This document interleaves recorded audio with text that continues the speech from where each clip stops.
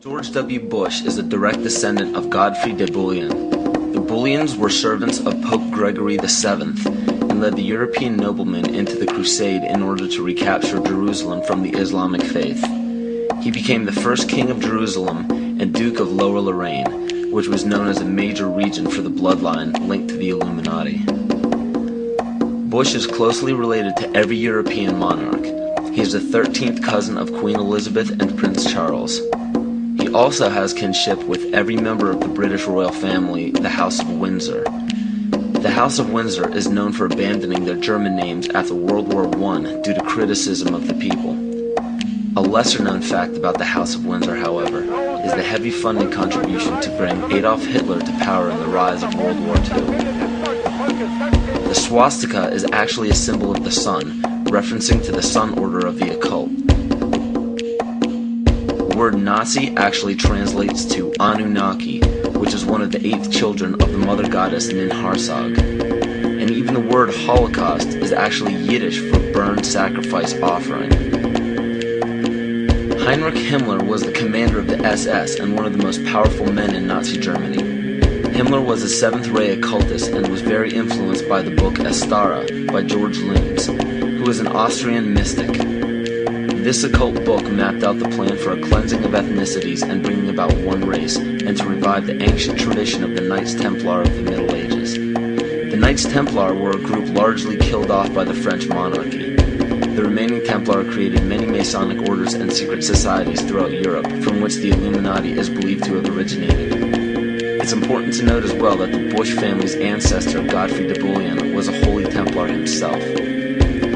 To this day, every single United States president, with no exception, has a direct bloodline relation to British monarchs. And on December 20th, 1993, George Herbert Walker Bush was knighted by the Queen of England as a Knight Grand Cross of the Most Honorable Order of the Bath for his leadership in the Gulf War. Does it strike you as odd that our president, our leader, kneeled before the Queen of England in a ceremony that symbolizes allegiance? So what does this all mean? It simply means that throughout every major civilization, political power has remained in a select few bloodlines, and it is desperately held in the same manner today. It is openly admitted to the public that major leaders worldwide are part of secret fraternal orders or secret meetings. But what is not disclosed to the public is the purpose of these meetings. So let me spell this out for you. The major leaders from around the world are part of a united effort to remain in power forever. To do so, the people are lured into the trap of perpetual debt, making it impossible to be repaid by the people. So in turn, all property and assets will be repossessed by the debtor. For those of you who are unaware what it means when a government owns everything of yours, it's called socialism. Now, the control of the economy and the perpetual robbery of wealth is only one side of the Rubik's Cube the bankers hold in their hands. The next tool for profit and control is war.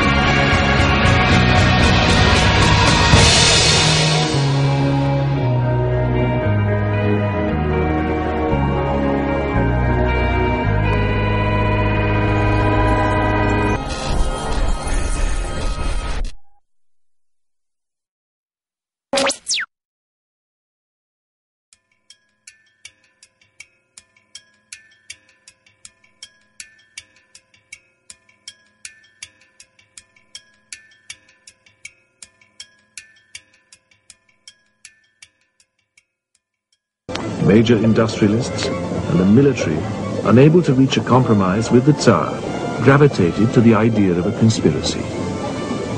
Many of them, political adversaries in the open, were allied behind the scenes, all members of a secret Freemason brotherhood, the Great East of Peoples of Russia. Founded in St. Petersburg about 1912, The organization was controlled by a Supreme Council that had more than 300 members. In 1916, popular lawyer Alexander Kerensky became head of the Supreme Council. He and other Great East members nurtured a plan of an anti-Tsarist coup. What did the order want to accomplish in the Bolshevik Revolution?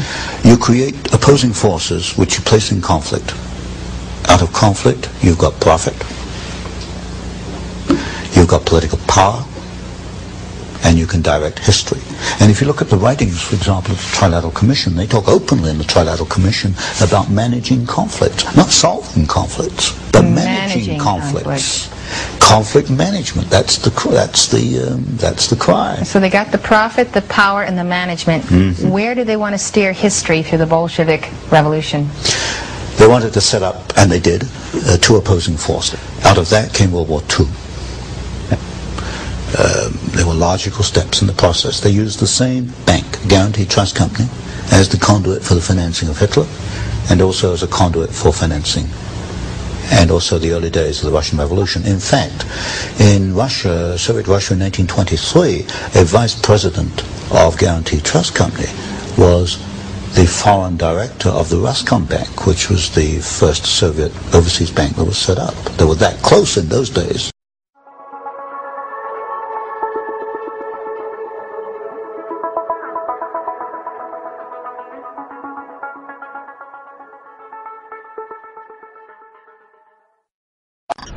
The League of Nations was the money cartel's first attempt at world control, but Tsar Nicholas II of Russia caught on to their plot and sabotaged it. That proved to be a deadly mistake. Schiff, Warburg, Rockefeller, Harriman, and Morgan backed the uprisings that led to the 1917 Russian Revolution. Their strategy was to finance both sides of wars and revolutions, which gave them control over the winners, the losers, and the outcome. Between 1918 and 1921, 14 million Russians died from war and starvation under Lenin's Bolsheviks. By 1919, Lenin ran up a national debt to the Rothschild banksters of $60 billion, which put Russia firmly under their control. As Mayor Rothschild once said, "Give me control of a nation's money and I care not who makes her laws." To this day, the Rothschilds have stopped the heirs to the Tsar's fortunes from claiming their deposits held in Rothschild banks. Those fortunes are now worth an estimated $50 billion. Joseph Stalin, who was financed by the same money cartel, replaced Lenin as Russia's brutal new dictator. Using terror and death threats, Stalin's job was to industrialize Russia and turn communism into a powerful counterforce to democracy. Manufactured conflicts between these two powerful political forces would be the ideal excuse for all future wars and for dividing, conquering, and ruling the world. Five, 4, 3, 2, 1, fire!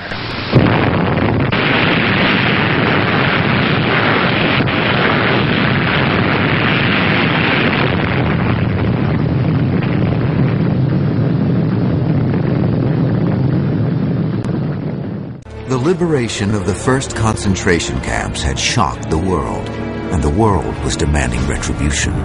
The horrors uncovered were so appalling and so extensive that no less a figure than General Dwight D. Eisenhower feared that future generations would find them literally incredible. Eisenhower bore witness to the horror with a personal visit. The things I saw beggar description. The evidence of starvation, cruelty, and bestiality were overpowering. I made the visit in order to give first-hand evidence of these things, if ever there develops a tendency to charge these allegations merely to propaganda.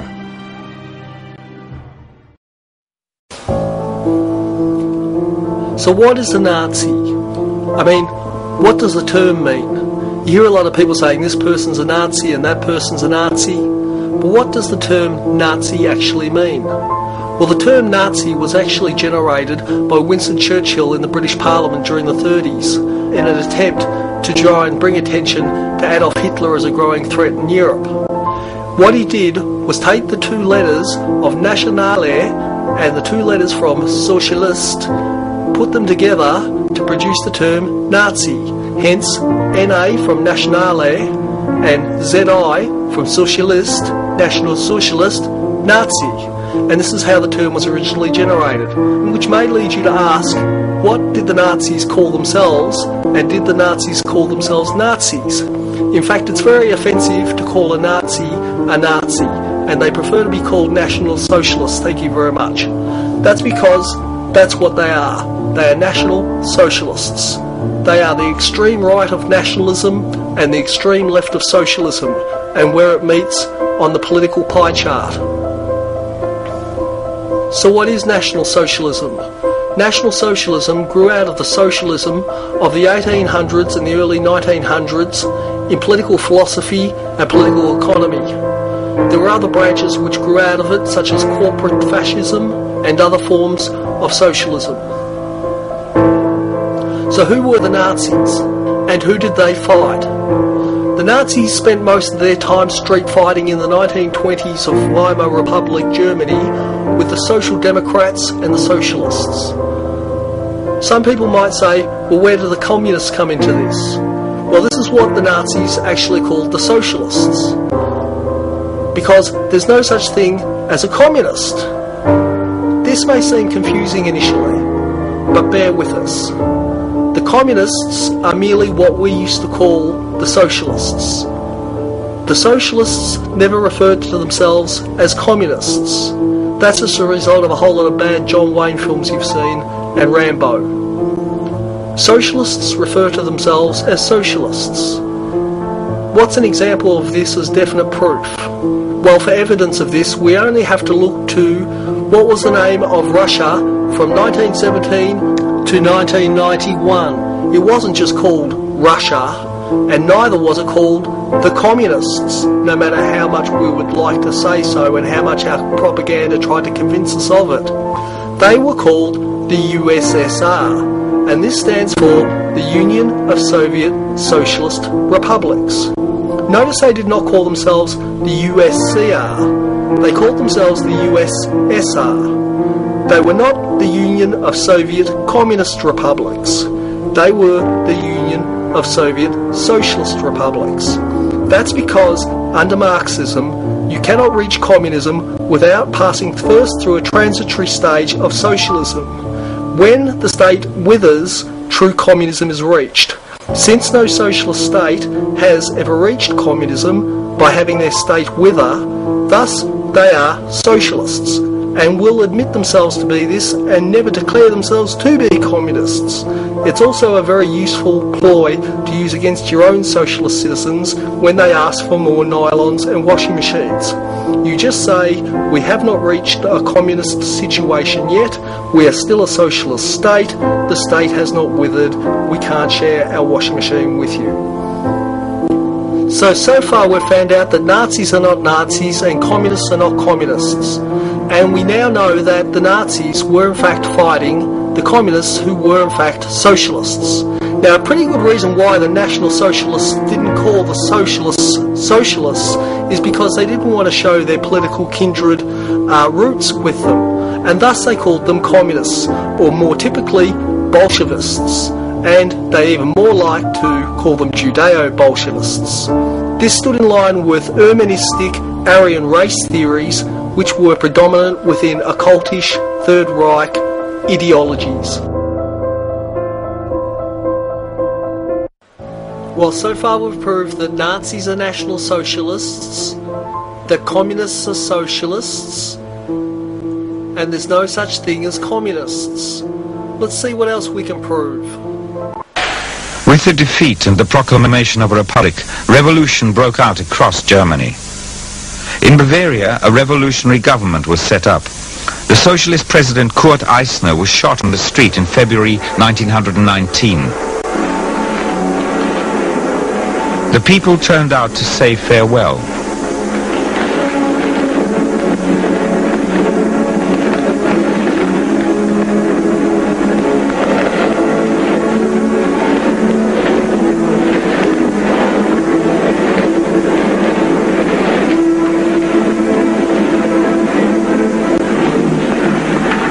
Hitler had returned to his Munich regiment, his only foothold, his only home.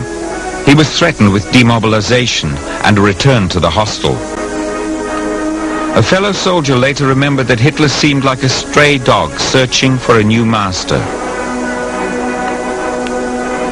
In the funeral procession for the Jewish socialist Eisner was a detachment from Hitler's regiment, wearing both red armbands and black mourning bands. The film clearly shows a lance corporal marching with the officers. Adolf Hitler.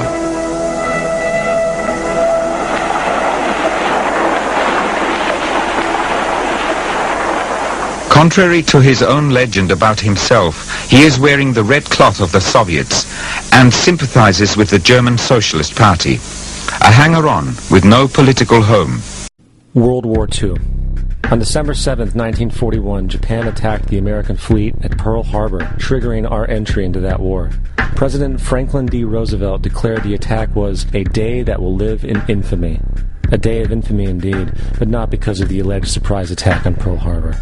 After 60 years of surfacing information, it is clear that not only was the attack on Pearl Harbor known weeks in advance, it was outright wanted and provoked.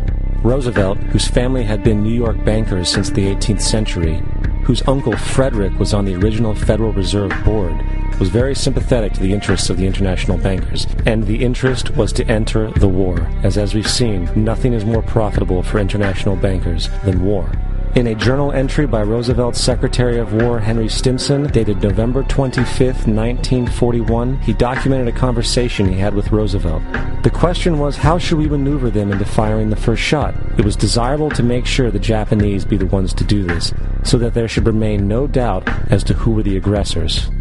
In the months leading up to the attack on Pearl Harbor, Roosevelt had done almost everything in his power to anger the Japanese, showing a posture of aggression. He halted all of Japan's imports of American petroleum. He froze all the Japanese assets in the United States. He made public loans to nationalist China and supplied military aid to the British, both enemies of Japan in the war, which, by the way, is completely in violation of international war rules.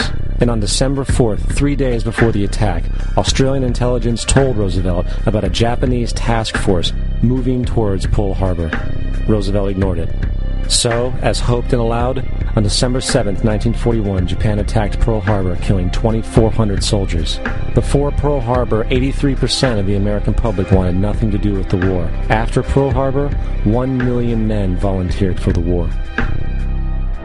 It is important to note, Nazi Germany's war effort was largely supported by two organizations, one of which was called IG Farben. IG Farben produced 84% of Germany's explosives, and even the Zyklon B used in the concentration camps to kill millions. One of the unspoken partners of IG Farben was J.D. Rockefeller's Standard Oil Company in America. In fact, the German Air Force could not operate without a special additive patented by Rockefeller's Standard Oil. The drastic bombing of London by Nazi Germany, for example, was made possible by a $20 million sale of fuel to IG Farben by the Rockefeller Standard Oil Company. This is just one small point on the topic of how American business funded both sides of World War II. One other treasonous organization worth mentioning is the Union Banking Corporation of New York City. Not only did it finance numerous aspects of Hitler's rise to power, along with actual materials during the war, it was also a Nazi money laundering bank, which was eventually exposed for having millions of dollars of Nazi money in its vaults. The Union Banking Corporation of New York was eventually seized for violations of the Trading with the Enemy Act. Guess who the director and vice president of the Union Bank was? Prescott Bush, our current president's grandfather, and of course our former president's father. Keep that in mind when considering the moral and political dispositions of the Bush family. Germany won the First World War by 1916 without a single shot being fired on German soil. British convoys were blown out of the Atlantic by German subs, the French army mutinied, and the Russian army was defecting.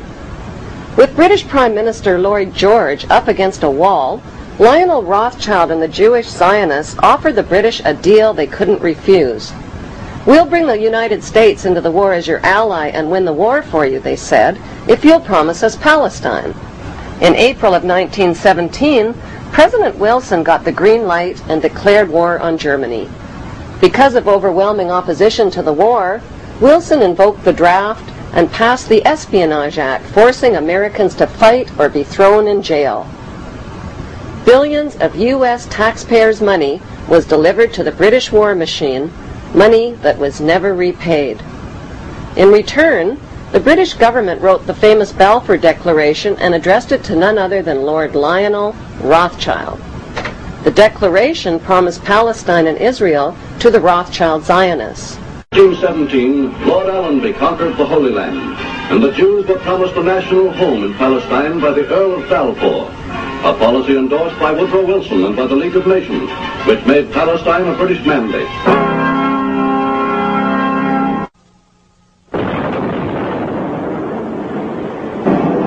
With the fall of Nazi Germany, the Rothschilds wasted no time waving their Balfour Declaration at the British government and reminding them of their written promise to give them Palestine. During World War II, the British needed Arab oil and signed an agreement with the Arabs which forbid Jewish immigration into Palestine. Then at the end of the war, the British broke their agreement with the Arabs and allowed the Rothschild Jewish Zionists to smuggle hundreds of thousands of Jews from around the world into Palestine. To win public support, the Rothschilds, who owned Reuters and the Associated Press, bombarded their media empire with images of homeless Jewish Holocaust refugees crowded together in ships off the coast of Palestine. In 1948, the bankster-controlled United Nations officially turned Palestine into the Zionist State of Israel. To deal with the millions of Palestinian residents, the Israeli Jews massacred and drove them from their villages and homeland.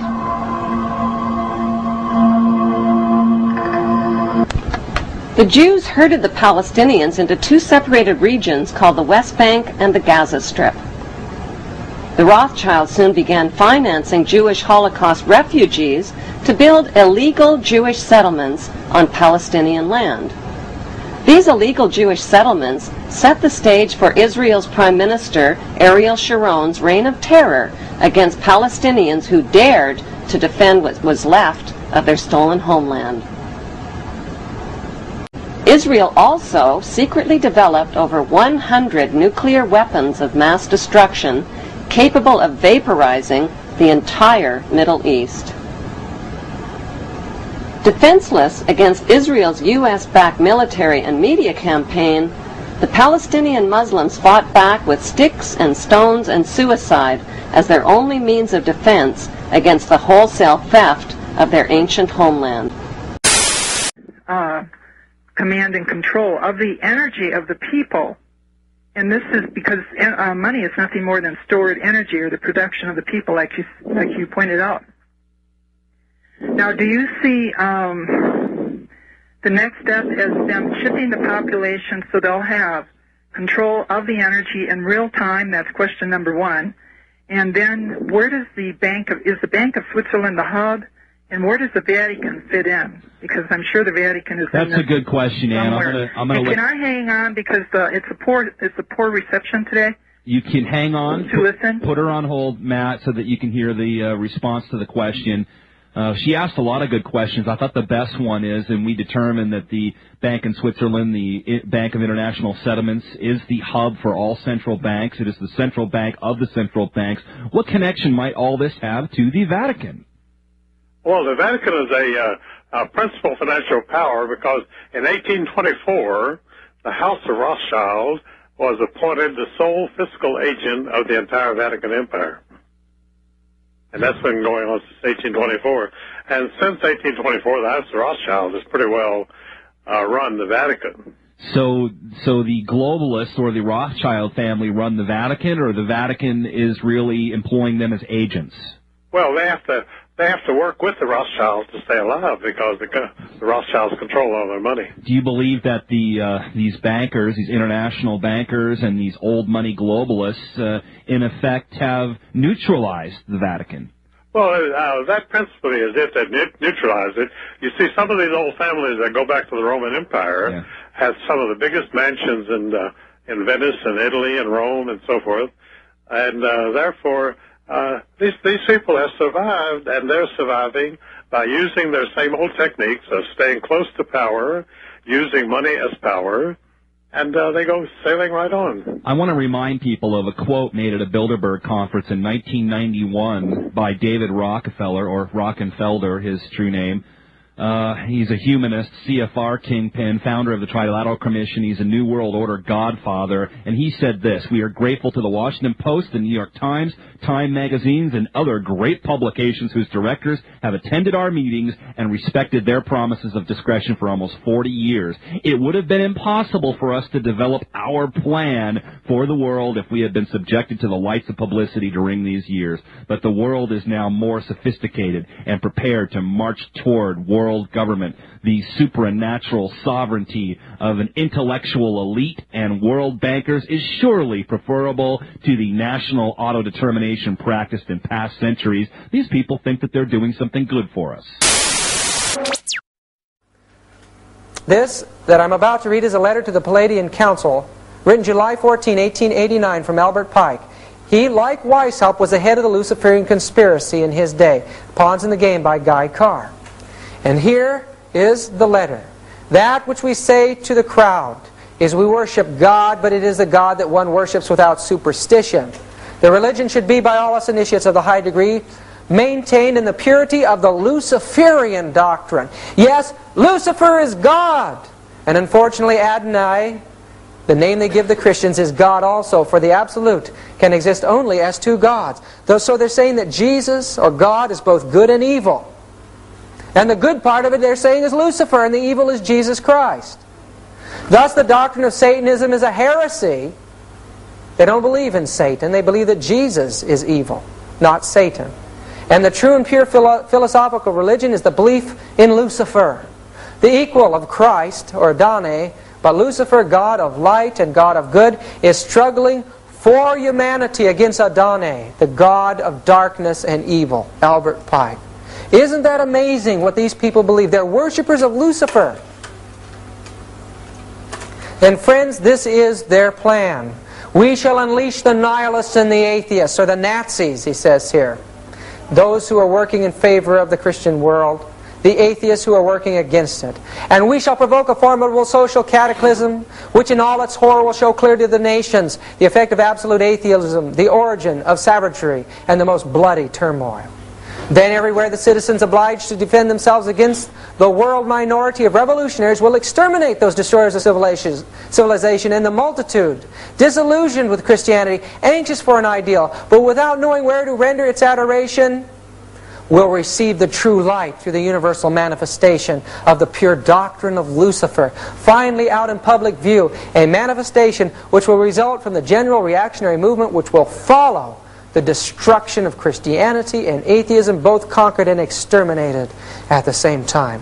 They want another war, folks. It was Albert Pike who laid out the plan for 3 world wars.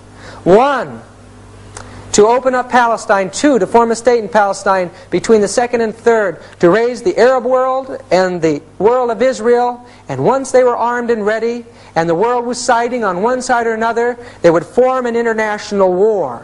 And that war is on our horizon today. Ellen White told us in Evangelism, page 623, a power from beneath is working to bring about the last great scenes in the drama.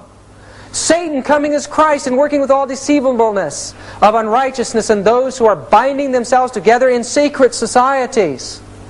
Those who are yielding to the passion for confederacy are working out the plans of the enemy. The cause will be followed by the effect. For 100 years, we may have had the privilege of knowing what was going on in those secret societies through inspiration. An example of the kind of mind that exists in this spawn of the Jesuit order can be seen in this man, Aleister Crowley, who was a 33rd degree Mason. Aleister Crowley, 33rd degrees. Aleister Crowley was also a member of the Kabbalistic organization of the Golden Dawn in London. And here is his law. "Do what thou wilt shall be the whole of the law. Every man and every woman is a star. Man has a right to live by his own law. Man has a right to eat what he will, drink what he will, dwell where he will, move where he will. Man has a right to think what he will, speak and write whatever he will, and make what he will. Man has a right to love as he will. Take your fill and will of love, where and when you will. Man has a right to kill those who would thwart these rights. The slave shall serve. Do you like that law? It sure appeals to the carnal heart. And this law is spreading among the masses of the world today. It's the mind of Satan, folks. Secret Societies and Subversive Movements by Nesta Webster tells us that this conspiracy took place among the Jews. And I'm sure that much of it has taken place in the Sanhedrin circles. But the fiery Jesuits describes clearly that the control of the money in this world is in the hands of the Roman Catholic Church today, and especially in the hands of the Jesuits. They're the ones that claim to become the Jew among the Jews. They're leading out in the Zionist conspiracy. It was their interests that fomented the writing of the Communist Manifesto. It was their interests that financed this man to go in, Lenin, to go in and cause the revolution. The church was hoping to conquer the Eastern Orthodox Church. World War I marked a watershed for the Vatican. The destruction of the Austria-Hungary Empire, thanks to the war, finally freed the popes. After nearly 500 years, from treaties that permitted the royal houses descended from the Holy Roman Emperors to directly intervene in papal elections. For the first time in 5 centuries, the Catholic Church now found itself free to pursue its own cause, without fearing the influence of the royal families, with one exception, Germany. Once the German royal family was destroyed, the Church would be completely free. It was Achille Ratti, Pope Pius XI, who devised a new counter-strategy against modernism. Through his edict, the papal bull Ubi Arcano, in December 1922, to encourage, promote and handpick Catholic men and women who would pursue the best interests of the Church in their respective societies without becoming priests or nuns. The effect of the policies, plans and edicts of Pope Pius XI were to effectively make the immense Catholic apparatus throughout the world one giant political party, one which could easily defeat any candidate, president or prime minister, one which could also elect its own leaders with absolute allegiance to Rome. Consider this fact. What politician running for office in a Christian nation today would be foolish enough to upset the Roman Catholic Church? Yet less than 100 years ago, many industrialized nations expelled the Jesuits and yet again considered the Vatican the epicenter of evil. By 1919, a key protege of Pope Pius, Eugenio Pacelli, had already selected a suitable candidate for the church in Germany, a young, fiercely Catholic intelligence officer named Adolf Hitler, who Pacelli met at least once a week during the early years in Munich as both Hitler's patron and financier as well as his controller. I learned much from the order of the Jesuits. Until now, there has never been anything more grandiose on the earth than the hierarchical organization of the Catholic Church. I transferred much of this organization into my own party. I'm going to let you in on a secret. I am founding an order. In my burghs of the order, we will raise up a youth which will make the world tremble. May 22nd, 1904. 15-year-old Adolf Hitler is confirmed Roman Catholic at Linz Cathedral, sponsored by one of his father's pallbearers and former customs house colleague. Adolf Hitler, son of the Catholic Church, died while defending Christianity. It is therefore understandable that words cannot be found to lament over his death, when so many were found to exalt his life. Over his mortal remains stands his victorious moral figure. With the palm of the martyr, God gives Hitler the laurels of victory. Spanish dictator Francisco Franco, Knight of the Order of Christ, published on the 3rd of May, 1945, the day of Hitler's death. The Fuhrer had come to power thanks to the votes of the Catholic Zentrum only 5 years before. But most of the objectives cynically revealed in Mein Kampf are already realized. This book of insolent challenge to the Western democracies was written by the Jesuit Father Stampf and signed by Hitler, for, as so many ignore the fact, it was the Society of Jesus which perfected the famous Pan-German program, as laid out in this book, and the Führer endorsed it. The Secret History of the Jesuits, page 138.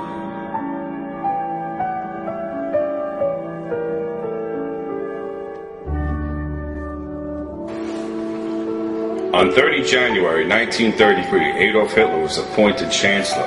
On 23 March 1933, his government was given legislative powers through the Enabling Act and was passed by all Reichstag except for the Social Democrats and Communists, whose deputies had already been arrested. Hitler had obtained the votes of the Center Party, led by Prelate Ludwig Cass, by issuing oral guarantees of the party's continued existence and the autonomy of the Church and her educational institutions. He also promised good relations with the Holy See, which some interpret as the hint of a future concordat. By 1933, the Catholic Church had succeeded beyond its wildest dreams with the loyal Roman Catholic dictators. It was probably this year that the Vatican and Jesuits, holding the greatest power in its hands for over 600 years, that the final solution was hatched between Cardinal Pacelli, Count Vladimir Ledoshovsky, the Jesuit superior general, and a handful of hardliners of the Curia, including Munich Archbishop Michael Cardinal von Faulhaber.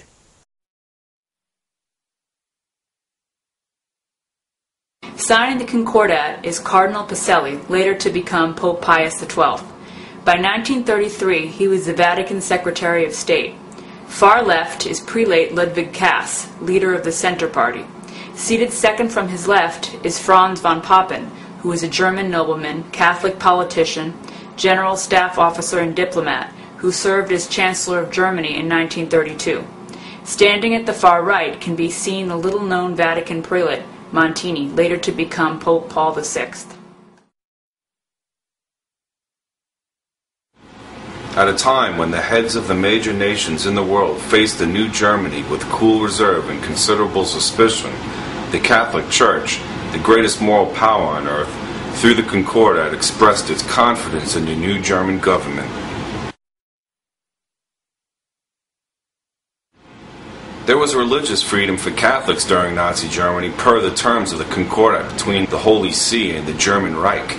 Article 1. The German Reich guarantees freedom of profession and public practice of the Catholic religion.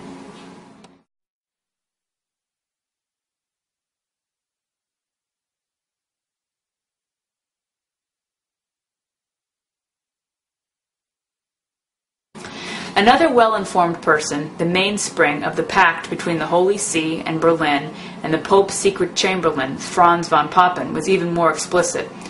The Third Reich is the first world power which not only acknowledges but also puts into practice the high principles of the papacy. To this we will add the results of this putting into practice of the high principles of the papacy. 25 million victims of the concentration camps, the official figure issued by the United Nations. Secret History of the Jesuits, page 164. In the year 1778, 2 years after the American colonists posted the Declaration of Independence, the Vatican declared an edict that condemned the United States constitutional republic as an abomination, wickedness and sin that must be destroyed by any means possible. This edict has never been apologized for, modified or withdrawn. In 1867, the U.S. broke all diplomatic ties with the Vatican because it had blatantly interfered with the political process for nearly 9 decades. Until the 1930s, the United States government was still technically at diplomatic war with the Vatican on account of the Jesuits-led assassination of Abraham Lincoln 70 years earlier. But upon the election of Franklin Roosevelt as president, the Catholic Church found a strong ally and kindred spirit. Thanks to the work of Georgetown University Jesuit Edmund Walsh, S.J., arguably one of the most powerful Americans of the 20th century, FDR and Wall Street backed Hitler and Catholic dictators as good for business. hundreds of millions of dollars began to be invested into rebuilding the German economy. America now became firmly a Vatican ally for the first time in history. This left only the United Kingdom, a handful of European governments and minorities as any threat left to Rome. But in fact, the Jesuit order had controlled the English monarchy, parliament and intelligence service since no later than the reign of King George III. However, a powerful new enemy appeared at the same time against the propaganda of the Jesuits' spurning hatred and fear Pope Pius XI himself. The Pope had become a strong critic of the hatefully racist policies now being carried out by Roman Catholic dictators, thanks to Ledoshovsky and the hardliners. The final straw came in 1939 when the Pope planned to issue a papal bull, effectively making it unforgivable sin for any Catholic to act against another human being based on their creed, skin color, or political beliefs. The Jesuit Superior General intercepted the bull before it could be promoted as a new church law, and a few days later the Pope was dead, another victim of the company's poison cup. A few weeks later, Pacelli was made Pope. A few months later, the Jesuits-controlled Roman Catholic dictators started the Second World War.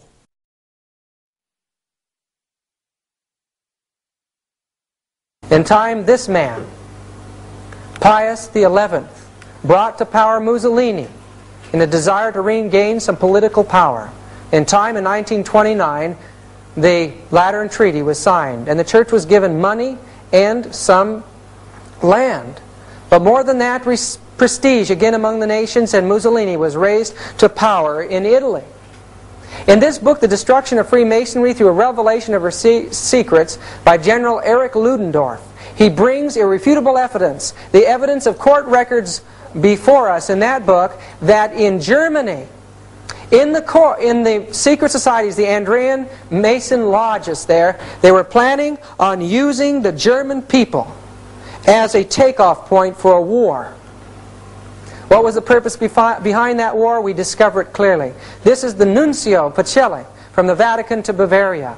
There in Bavaria, he worked secretly with von Papen, and in time they signed a concordat between Hitler and the Vatican. Hitler was raised to power by the Roman Church. It was his relationship with them that made him the man. His speeches, his Mein Kampf were written by Jesuits, and he became a god in that age. And also, as the secret mechanisms of Roman Catholic subversion were taking place in the international world, we find that the I.G. Farben drug complex and the Rockefeller dynasty merged and formed the wealthiest and most powerful cartel in the world, and it was through them that Hitler was financed and brought to power. Hitler's rise to power would have been impossible without the secret financial support of I.G. Farben. The Nazi state became the means by which the cartel agreements were enforced. This is from the book World Without Cancer, page 286 and 287. Hitler himself stated, "I learned much from the order of the Jesuits. Until now there has never been anything more grandiose on the earth than the hierarchical organization of the Catholic Church. I transferred much of this organization into my own party." Isn't that an amazing thing to say? This man Himmler was the head of the SS. But friends, his uncle Himmler was a Jesuit from oath and induction from the Bavaria of University, from the Bavarian court.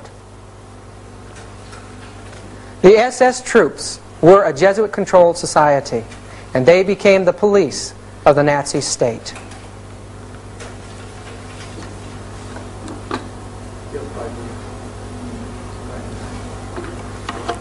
This book, Smokescreens, reveals a tremendous involvement of the Roman Catholic Church in the slaughter of millions of people. Here it quotes Hitler as saying, "As for the Jews, I am just carrying on with the same policy which the Catholic Church has adopted for 1,500 years. Franz von Papen is quoted as saying again in that book Smokescreens, page 20, by Jack Chick, "The Third Reich is the first world power which not only acknowledges but also puts into practice the high principles of the papacy." What are the high principles of the papacy? What is the plan that the Jewish Church has for its enemies? You can see it in the faces of the people in the concentration camps. Hitler, Goebbels, Himmler, and most members of the party's old guard were Catholics. wrote M. Frederick Hoffet. It was not by accident that, because of its chief religion, the National Socialist government was the most Catholic Germany ever had. This kinship between National Socialism and Catholicism is most striking if we study closely the propaganda methods and the interior organization of the party. On that subject, nothing is more instructive than Joseph Goebbels' works. He had been brought up in a Jesuit college and was a seminarist before devoting himself to literature and politics. Every page, every line of his writings recall the teaching of his masters. So he stresses obedience and contempt for truth. Some lies are as useful as bread, he proclaimed with virtue of moral relativism, extracted from Ignatius of Loyola's writings. Kurt Heinrich Himmler, Reichsfuhrer of the SS, Gestapo, and German police forces, seemed to be one of the most impregnated by clericalism amongst the Catholic members of Hitler's entourage. His father had been director of a Catholic school in Munich, then tutor of Prince Ruprecht of Bavaria. His brother, a Benedictine monk, lived at the monastery of Maria Laach, one of the pan-German high places. He also had an uncle, Jesuit Himmler, who had held the important position of canon at the court of Bavaria. The German author Walter Hagen gives also this discreet information. The Jesuits' general, Count Halk von Ledachowski, was ready to organize, on the common basis of anti-communism, some collaboration between the German Secret Service and the Jesuit order. As a result, within the SS Central Security Service, an organization was created, and most of its main posts were held by Catholic priests wearing the black uniform of the SS. The Jesuit Father Himmler was one of its superior officers. After the Third Reich's capitulation, the Jesuit Father Himmler was arrested and imprisoned at Nuremberg. His hearing by the International Tribunal would have apparently been most interesting, but Providence was keeping a watchful eye. Heinrich Himmler's uncle never appeared before that court.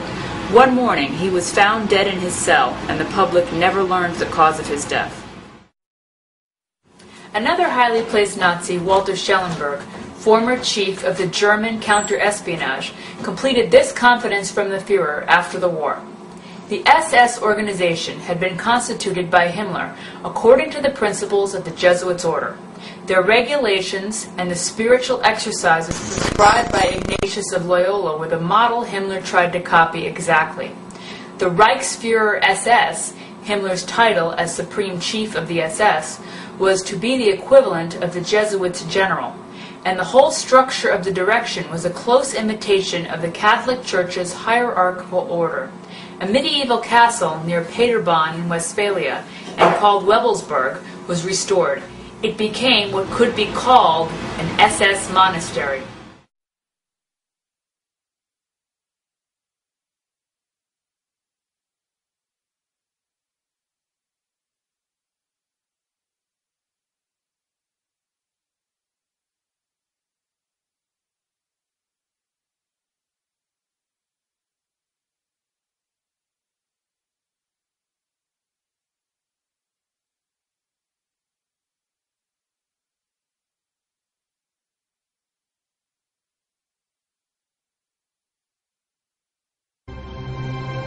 The Nazis came to power in January of 1933. On July the 20th of 1933, the Vatican would sign a concordat with the Nazis. Why would the Catholic Church do this? Because the goals of Hitler and the Nazi regime matched the Vatican's own desire for world political power.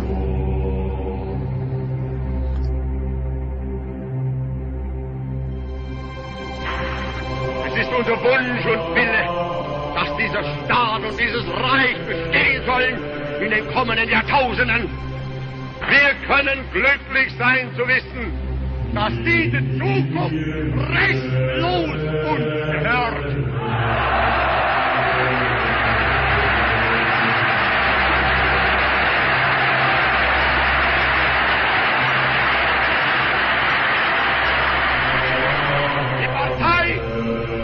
Wird für alle Zukunft die politische Führungsauslese des deutschen Volkes sein. Sie wird in ihrer Lehre unveränderlich, in ihrer Organisation stahlhart, in ihrer ihrer Taktik biegsam und anpassungsfähig, in ihrem Gesamtbild aber wie ein Orden sein.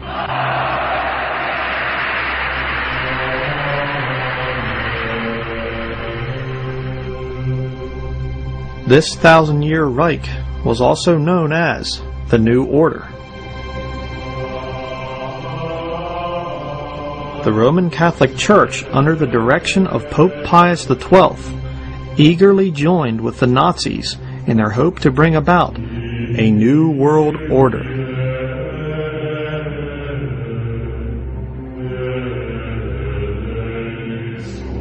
Over the next 12 years, the Nazi Catholic alliance would slaughter millions of Jews, Greek Orthodox, and Protestant Christians in their effort to bring in their new order.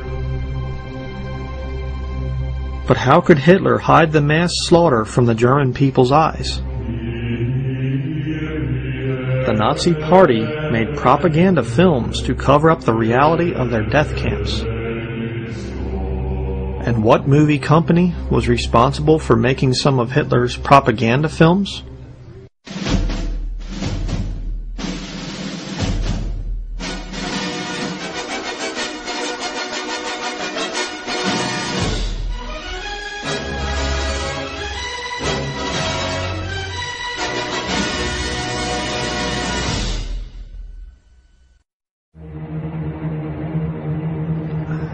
It is a historical fact that 20th Century Fox produced much of Nazi Germany's films.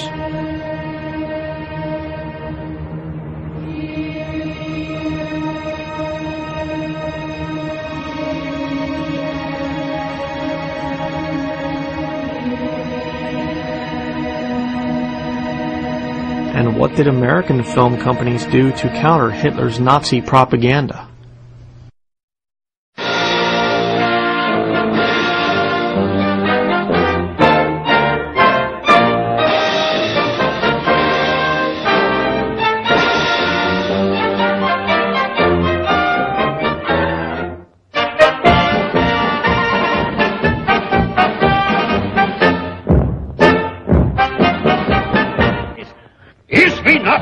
Superman? Arian Pura Superman? Ja, wie is de Superman? Super duper Superman. Is this Nazi land so good? Would you leave it if you could? Ja, this Nazi land is good. We would leave it if we could. We bring the world new order. Heil Hitler's world new order. Everyone a foreign race. We love the foreign states. When we bring to the world this order. But how does the New International Version fit into all of this? Let's look at a passage in the book of Hebrews chapter 9 verse 10 in the King James Bible. Which stood only in meats and drinks, and divers washings and cardinal ordinances imposed on them until the time of Reformation. This passage deals with the sacrifice of Jesus Christ, which ended the Old Testament system and brought in the New Testament. But how does the NIV render this passage? It says, until the time of the new order. Ironically, the NIV reads the same as the Roman Catholic New American Bible. Why would the NIV translators use the terminology of Nazi Germany to refer to what Christ brings? Maybe it is because the NIV was partly translated at the Roman Catholic University of Salamanca in Spain.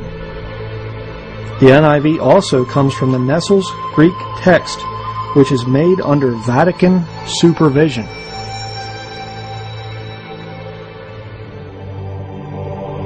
The NIV publishing company Zondervan was bought out by Harper Row Collins Publishing, a division of News Corps, in 1988. News Corps is owned by Rupert Murdoch, who is the current owner of 20th Century Fox. 10 years after Rupert Murdoch purchased the NIV, the Pope knighted him into the Order of St. Gregory the Great. Here you can see Rupert Murdoch speaking at the well-known Jesuit school, Georgetown University. The German chemical company I.G. Forben has a record of a very dark past. It made the poison gas used in the Nazi concentration camps of extermination. Millions of Jews were forced to breathe them in and died. Cyanide, Zyklon B, and malathion were mixed to formulate the Jewish final solution. According to William Cooper's book, Behold a Pale Horse, one of the tyrant and executioners in charge to prepare these poison gases was a man named Karol Wojtyła. Yes, the same one, the man who later became known to be worldwide as John Paul II. The same man recently beatified for his exemplary life, but who in fact was a Polish collaborator with the Nazis who invaded the country and escaped justice by entering the path of the Catholic clergy. Wojtyła worked for I.G. Forbin, selling and preparing the poison gases that were used in Auschwitz, the largest Nazi concentration camp where over 2.5 million Jews were assassinated and cremated. Benedict XVI, current pope when he was in the Hitler Youth. His father, Joseph Ratzinger Sr., was an Ordnungspolizei, also known as Orpo. The Orpo was the name for the uniformed regular German police force that existed in Nazi Germany between the years of 1936 and 1945. After their green uniforms, they were also referred to as Grün Polizei, Green Police. Joseph Ratzinger Sr. served in the Bavarian Landespolizei for several years as a rural policeman. Various sources state that the Ratzingers' views toward the National Socialist German Workers' Party caused the family some hardship, including the family having to move several times in the 1930s. There is no evidence, however, that Joseph Ratzinger Sr. was ever arrested for anti-Nazi tendencies. He continued to serve in the police even after such events as the Night of the Long Knives and the passing of the Nuremberg Laws. In 1936, Joseph Ratzinger Sr. became a member of the Orpo after all the police forces of Nazi Germany were incorporated into a national police force. The thing that argues for their side of this is that, you know what? He was coerced into that. He was a teenager. I wouldn't blame any T. He was a 14-year-old kid in Nazi Germany. Of course, he's going to do what they tell him to do. So on that score, you know what, my Catholic friends? I will never make the Pope is a Nazi joke again. Because you're technically right, okay? And also because it distracts from the main point. And the main point I was making was that if the Pope, instead of a religious figure, was the CEO of a chain of nationwide daycare centers, who had thousands of employees who had been caught molesting children and then covering it up, he would have been in jail. The previous alignment of the 9 planets. The people of the light built a great city in this crater where they worshipped the triangle for its ability to control time. It gave its possessor a power that could be used for good or great evil. Their abuse of this power, the secret society known as the Illuminati, devious, dangerous men who seek to fulfill an ancient prophecy by reuniting the two halves.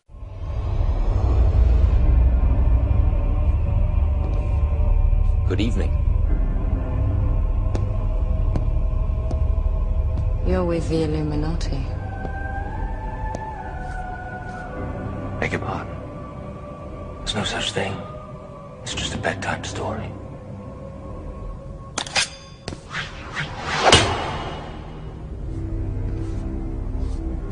Illuminati. The people of the light.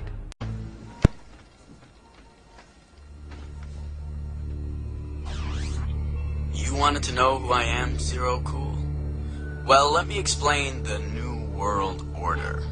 Governments and corporations need people like you and me.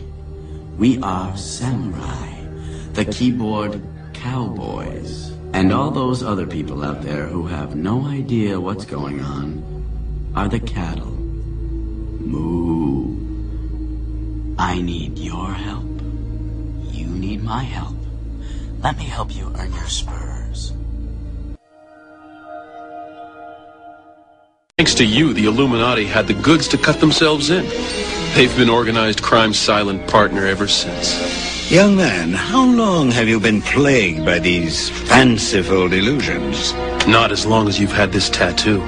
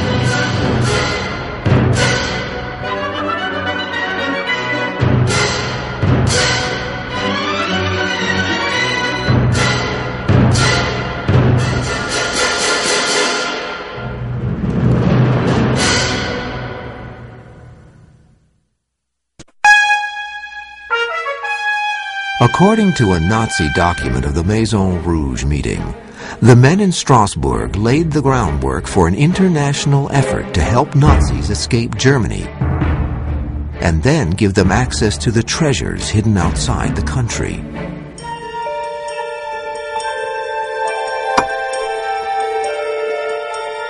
There was no question that top Nazis needed to flee. A never-before-seen report discloses a dark chapter in our nation's history. The U.S. government hunted Nazis after the war, but in some cases protected them on American soil. The Justice Department had resisted releasing this report for 4 years, but the New York Times got a hold of it. It includes how some former Nazis were knowingly admitted into the U.S. after the war, the extent of which was never fully understood in the past. For example, one Nazi rocket scientist was later honored by NASA. Project Paperclip was a United States government-sanctioned CIA operation for the importation of Nazi and fascist scientists into the United States.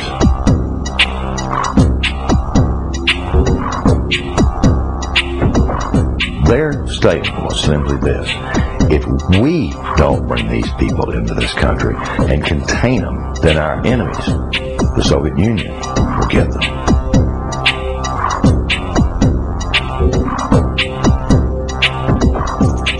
The first wave was to bring these scientists. There was 700-odd propulsion scientists, and then there were some 600 and some odd mine scientist people that they brought in. The CIA was given the responsibility of actually placing the individuals that had a Project Paperclip into the military-industrial complex, including our colleges and universities.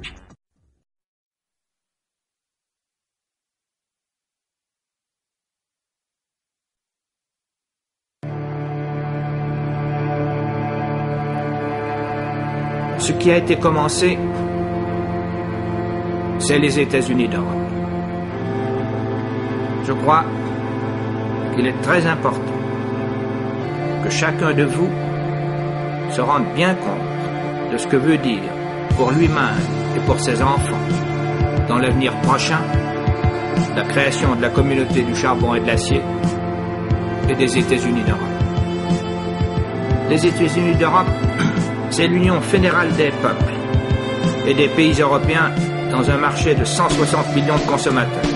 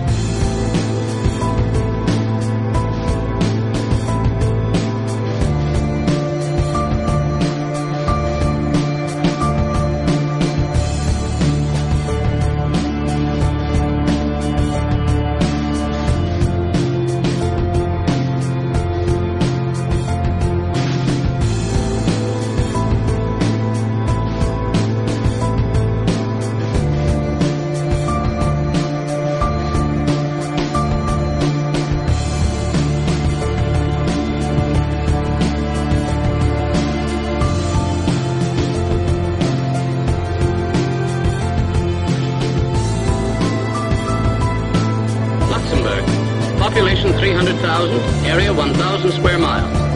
The center of a startling economic and political experiment.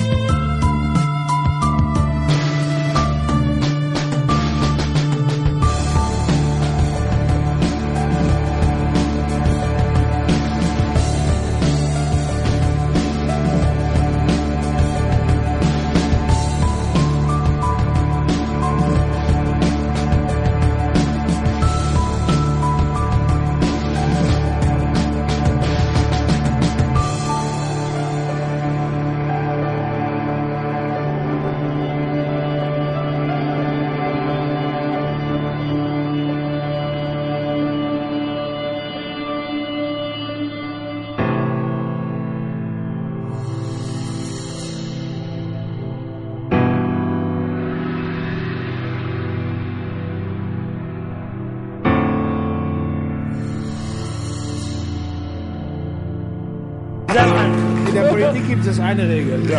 Nie auf die Antworten. Nie auf die Fragen antworten. Habe ich gemerkt, ja. Immer da drauf. Ja.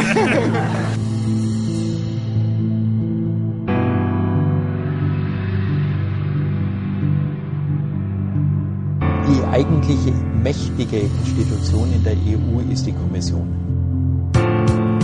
Die meisten Gesetze, die hier im Land gelten, sind zu Brüssel gemerkt. Die Gesetze werden zum großen Teil von Wirtschaftsverbänden formuliert.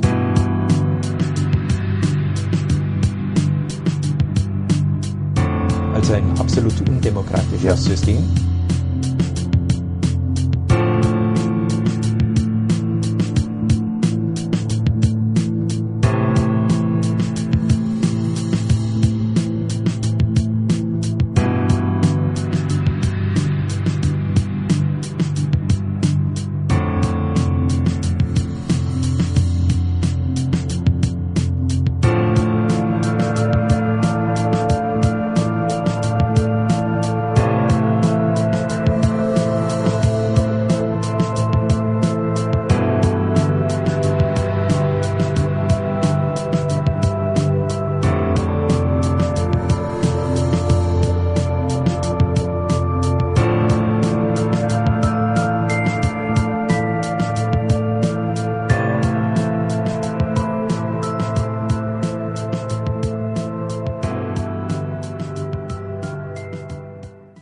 Paul Henry Spaak. Spaak joined the Belgian national government as foreign minister in 1936 and with Henri de Man developed the Belgian National Socialist Party. In 1938, Spaak said, "Some people wish to lead us into a policy of solidarity with the democracies against the fascist states. I refuse to stick to such a policy." He concluded, "If Great Britain and France want to help Czechoslovakia by invading Germany through Belgium, they will be treated as invaders." In fact, as the memoirs of Sir Alexander Cadogan, the pre-war British cabinet minister, note, that is exactly how the British forces seeking to defend Belgium against the invading Nazis were treated. Paul Henry Spaak became one of the EU's founding fathers and Secretary-General of NATO. Walter Funk. Funk joined the Nazi Party in 1931 and promptly became not only Hitler's personal economic advisor, he was also Reich press chief and minister under Goebbels at the propaganda ministry. And finally he became the Reich's economics minister in 1938. On the 3rd of December 1938, Funk again advanced the policy of economic extermination by signing a decree which provided that owners of Jewish enterprises could be ordered to sell or liquidate their enterprises. Jews could be ordered to sell and were prohibited from acquiring any real estate. Jews were forced to deposit all stocks, mining shares, bonds, and other securities with specially designated banks, and accounts had to be marked Jewish. Funk was convicted at the Nuremberg trials, and on his release in 1957 he was employed by the Lower Saxony Education Ministry, where he helped to propagate the new European Economic Community to German schools and universities. Although Funk died in 1960, his blueprint for the European Economic Community, drawn up in Berlin in 1941, is virtually indistinguishable from the structure of today's European Union. Hans Josef Globke. Dr. Adenauer, Germany's post-war chancellor, appointed a man called Globke as his state secretary, that is, director of the chancellor's office in Bonn. Globke was the man who had drafted the Nuremberg race laws. It was on Globke's advice that Adenauer made his senior appointments. Globke helped to formulate the emergency legislation that gave Hitler unlimited dictatorial powers in 1933. He had also written a law commentary on the new Reich citizenship law, the Nuremberg race laws, which revoked the citizenship of German Jews. After the war, Globke became director of the Federal Chancellery of West Germany between 1953 and 1963, and as such was one of the closest aides to Federal Chancellor Konrad Adenauer during the plans for and the foundation of the European Union. When we think about the aims of the United Nations, we generally think about them as peacekeepers trying to create political peace and unity, but the scope of their intentions extends far beyond this. They want to unite the world spiritually too. That's because you can't unite the world politically until it's been united spiritually. We've seen that theme throughout history. Now, the United Nations, as we know, is a successor to the League of Nations that was initiated after World War I in 1919 to promote international cooperation to achieve peace and security. It was during the Second World War on 1st of January 1942 that the name United Nations was first coined by illuminist Franklin D. Roosevelt. 26 nations came together to pledge their commitment to continue fighting against the Axis powers of the day. 3 years later, in 1945, as the war was ending, representatives of 50 countries met in San Francisco at the United Nations Conference on International Organization to draw up the United Nations Charter. It was signed on 26th of June 1945 by all member countries and then later by Poland, who became the 51st member state. The UN officially came into existence on 24th of October 1945, and every year on this date it is celebrated as United Nations Day. So what about this charter then? Well, it copied heavily from the original charter drawn up for the League of Nations. This original charter was heavily influenced by Arthur Balfour, who we have met already as the one who handed Israel over to the Rothschilds. Balfour, apart from being British Prime Minister at this time, was a member of a number of occult groups, including the Society for Psychic Research, or SPR. He was also responsible for initiating a group called the Synthetic Society, whose primary aim was to establish a synthesized one-world religion. He, along with Frederick Myers, a fellow member of the SPR, created the preamble of all religions. He loved power more than anything and couldn't find rest. His dabbling in the occult seems to have opened up the door for demonic influence in his life, and it is from this character, Balfour, that we get the first signs of the establishment of a one-world religion within a political organisation, the League of Nations. The United Nations that followed used various elements of the League of Nations as a template, and the nature of those pioneers that followed wasn't much of an improvement on Balfour. The two men who were largely responsible for writing the UN Charter were Alger Hiss and Joseph E. Johnson. Alger Hiss was accused of being a Soviet spy, charged with espionage against the United States and of being a member of the United States Communist Party. At his trial he was found guilty of several counts of perjury and was imprisoned for the same. This was the man who became the first acting Secretary General of the United Nations. Joseph E. Johnson later became secretary of the Bilderberg Group, a secret Masonic society containing persons of influence in the fields of politics, banking, business, the military and media. I've pretty much sidestepped organisations like those, but if you do any research at all into this subject, you'll quickly come across that name. Along with Hiss, Johnson patterned the UN Charter after the Constitution of Russia and the Communist Manifesto. The Communist Manifesto was of course written by Karl Marx and Friedrich Engels, those whose ideas can be traced back to Plato and the Kabbalah through the Enlightenment and French Revolution. As a result of these connections, the Constitution of the USSR is said to be almost identical to the Constitution of the UN. The first official Secretary General, in other words the first leader of the United Nations, was a man called Trygve Lie. He was a high-ranking official of Norway's Social Democratic Labour Party, which was an offshoot of the Third Communist International. Dag Hammarskjöld was the second Secretary General, and he was a Swedish socialist who openly pushed communist policies. The third Secretary General, U Thant, was a Marxist. You get the idea. U Thant openly stated, "World Federalists hold before us a vision of a unified mankind living in peace under a just world order. The heart of their program, a world under law, is realistic and attainable." This was backed up by most leaders of the day.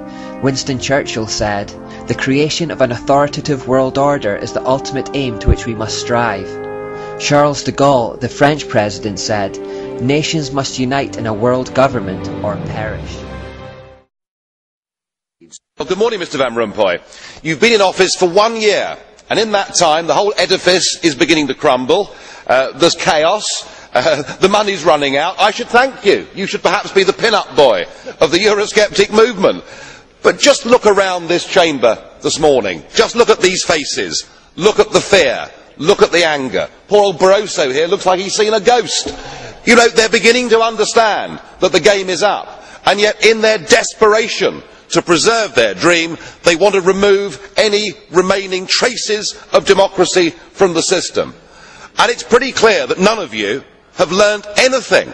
You know, when you yourself, Mr Van Rompuy, say that the euro has brought us stability, I suppose I could applaud you for having a sense of humour, but isn't this really just the bunker mentality? You know, your fanaticism is out in the open. You talked about the fact that it was a lie to believe that the nation state could exist in a 21st century globalised world. Well, that may be true in the case of Belgium, who haven't had a government for 6 months, but for the rest of us, right across every member state in this union, and perhaps this is why we see the fear in the faces, increasingly people are saying, we don't want that flag, we don't want the anthem, we don't want this political class, we want the whole thing consigned to the dustbin of history. And we had the Greek tragedy earlier on this year, and now we have the situation in Ireland. Now I know that the stupidity and greed of Irish politicians has a lot to do with this.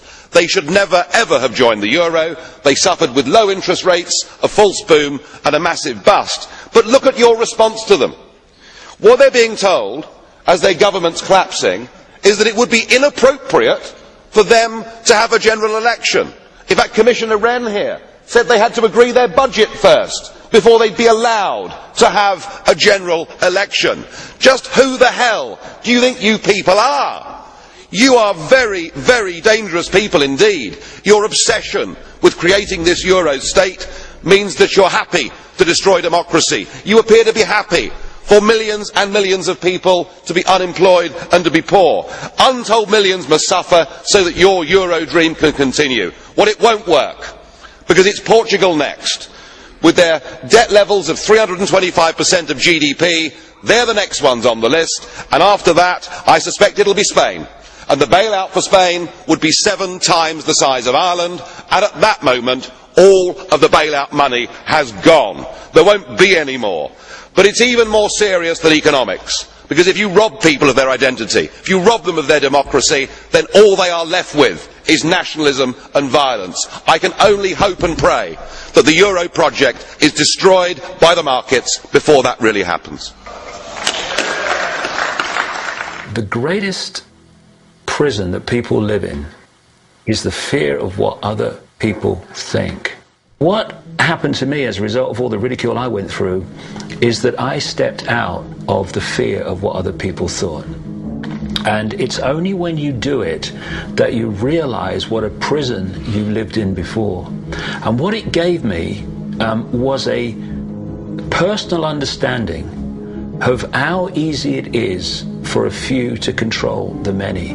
All you have to do is dictate the norms in society. What is considered right and wrong, moral and immoral, good and bad, sane and insane, possible and impossible. And you build what I call a hassle-free zone. And if you live your life within that zone of perception, belief, and what you say and think, then people will leave you alone because you're normal. Once you step out of that pen and you start to express your uniqueness, what the Illuminati have created is a whole human population of prison warders who are jumping on those that are stepping out of the norm. And it's interesting, when you get to the edge of that hassle-free zone in what you say and you think, you're not thinking, if I do, what about the head of the World Bank? What's he going to say if I do this? No. We're saying, what will my mother think? What about the guys down the bar and the people at work? What will they say? And what the Illuminati have done by creating the norms, they have created an absolute army of people to impose those norms on each other.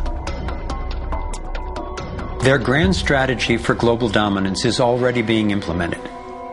They are carving up the world into superstates that transcend national boundaries so that we are easier for them to manage.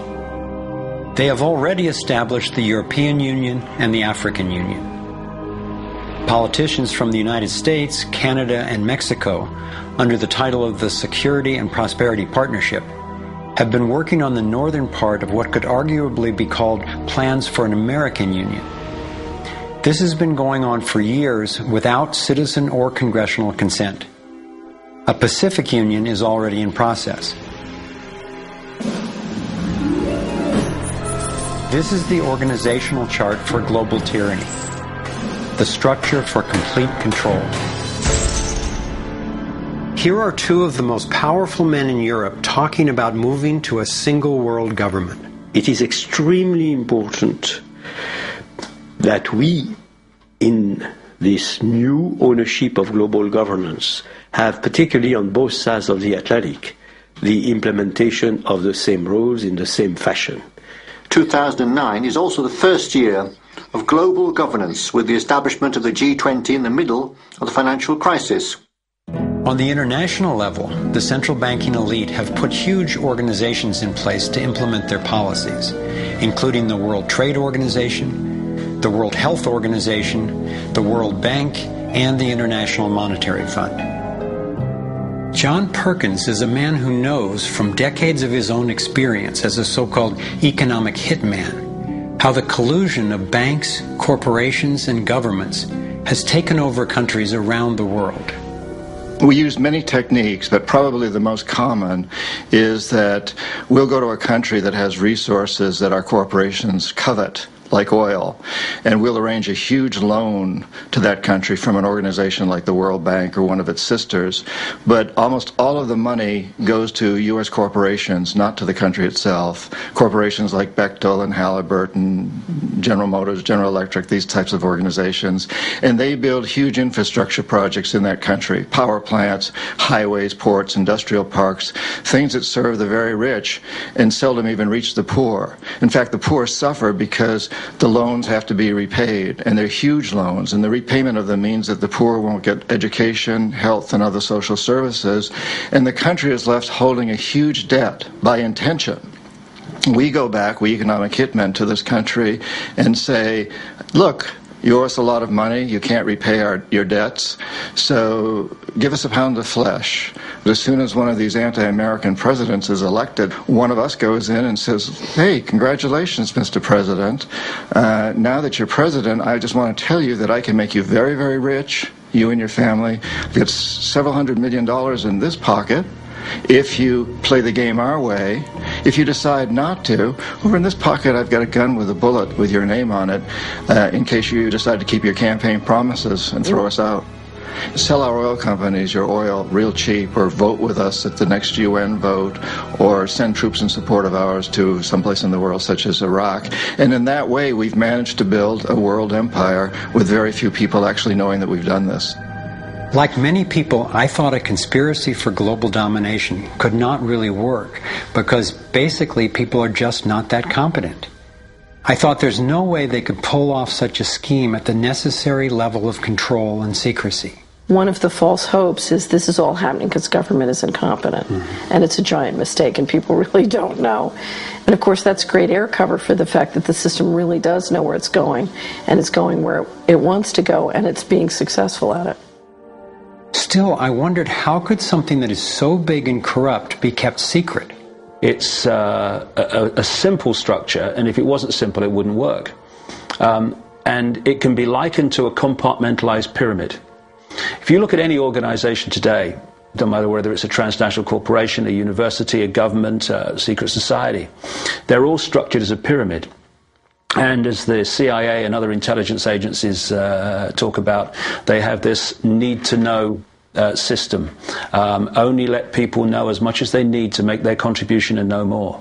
So you take a bank, an individual bank, not that there is such a thing. At the bottom, you've got the people you see when you pass your check over the counter in the bank. Now, they don't know what the bank manager behind them knows and is discussing. They only know what they need to know to do their job. The bank manager in the office behind them, he doesn't know or she doesn't know what's happening at the next level, and they don't know what's happening at the next level. And eventually you've got a tiny few people at the peak of the pyramid of that banking structure. They're the only ones that know what the real agenda of the bank is and what the direction is that they're going and why.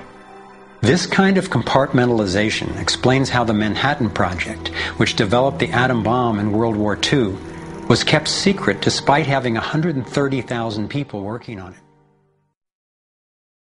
4, 3, 2, 1. The more you see yourself as just an individual, ordinary little man and woman in the street, you are shutting yourself off from the infinity of who you are, and then you are able to be controlled.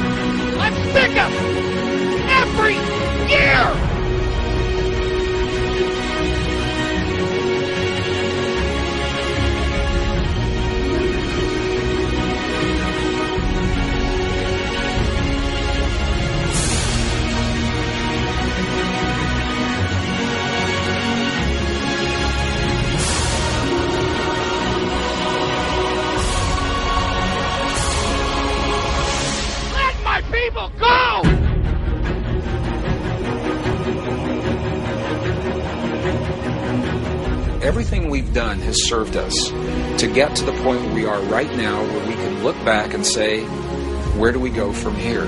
If the things that we've done in the past are working for us, let's do a lot of them. They're not working for us anymore, let's stop and move forward.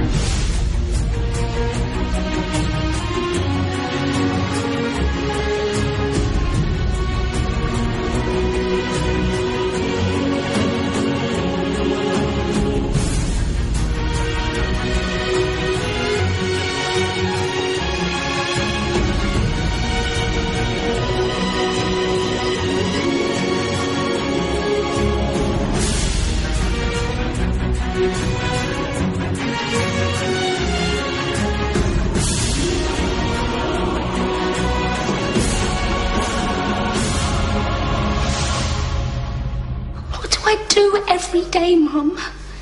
What do I do?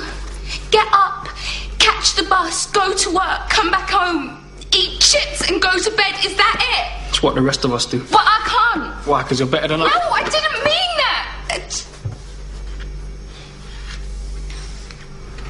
But it was. It was a better life. And I don't mean all the travelling and seeing aliens and spaceships and things. That don't matter. The doctor showed me a better way of living your life.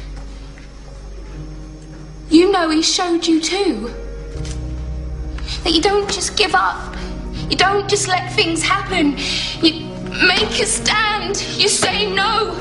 You have the guts to do what's right when everyone else just runs away.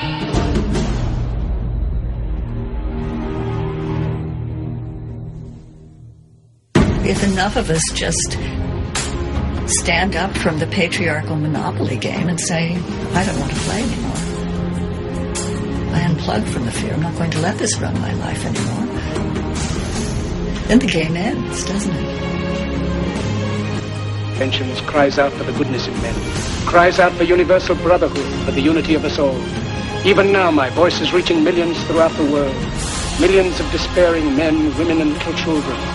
Victims of a system that makes men torture and imprison innocent people. To those who can hear me, I say, do not despair. The misery that is now upon us is but the passing of greed, the bitterness of men who fear the way of human progress.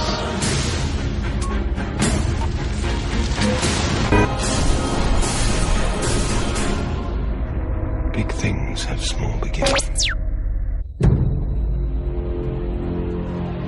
Of the life in creation, we, the human family, are the only ones that stray.